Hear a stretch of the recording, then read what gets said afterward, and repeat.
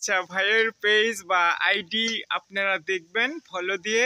এই যে নিজের টাকা দিয়ে সে বই কিনে মানুষকে বই হাদিয়া দিয়ে থাকেন, এটা আমাকে এতটা ভালো লাগে, মানে এতটা মনমুগ্ধ করছে। মানুষকে শিক্ষার জন্য মানুষের বাড়িতে গিয়ে, বাজারে গিয়ে বা পাঠশালায় গিয়ে বই দিয়ে দিয়ে। আসসালামু আলাইকুম রহমতুল্লাহি ওয়া বারাকাতুহু। দর্শক, আপনারা যারা আমার ফেসবুক ফ্রেন্ড আছেন, অনেকে ভাইকে চিনে থাকেন বা দেখেন মাঝে মাঝে বলতে প্রতিদিন উনি ভিডিও আপলোড করে। ওনার কাজ হলো সমাজ সেবা করা এবং প্রকৃতি বিষয়ে মানুষকে কিভাবে সচেতন করা যায়। ইনি আমার মনে হয় এত পরিমাণ গাছ মানুষকে দিয়েছে, আমি এত পরিমাণ তার ভিডিও দেখি, তা আপনারা হয়তো দেখেন। তা মামুন ভাই কিছু বলেন আমার দর্শকের সম্পর্কে। না, সবাই সবার জায়গায় সেরা, আপনি আপনার জায়গায় সেরা। এই যে আপনারা আপনাদের মাদ্রাসার জন্য কাজ করতেছেন, হাঁটছেন, এটা আপনাদের নিজস্বতা। তো প্রতিটা মানুষই তার নিজস্বতায় গুণী, সম্মানী।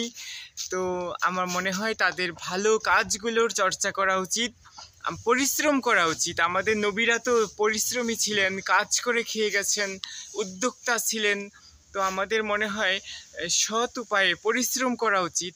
সেই পরিশ্রমের কাজের ভিডিও, কাজের মানুষ হিসেবে কাজের ভিডিও দেই।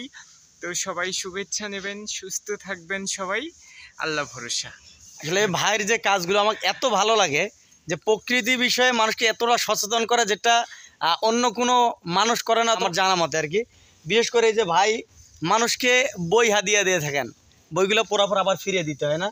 এটা আমাকে এতটা ভালো লাগে, মানে এতটা মনমুগ্ধ করছে, যেটা আপনাদেরকে বলার ভাষায় করবো না। কারণ এই যে নিজের টাকা দিয়ে সে বই কিনে মানুষকে শিক্ষার জন্য মানুষের বাড়িতে গিয়ে, বাজারে গিয়ে বা পাঠশালায় গিয়ে বই দিয়ে দিয়ে আসেন। এই যে দেখতেছেন ভাই সাইকেল নিয়ে, ভাই কিন্তু অনেক জায়গা পর্যন্ত সফর করে এসেছে, আপনারা হয়তো তার ভিডিও দেখেছেন।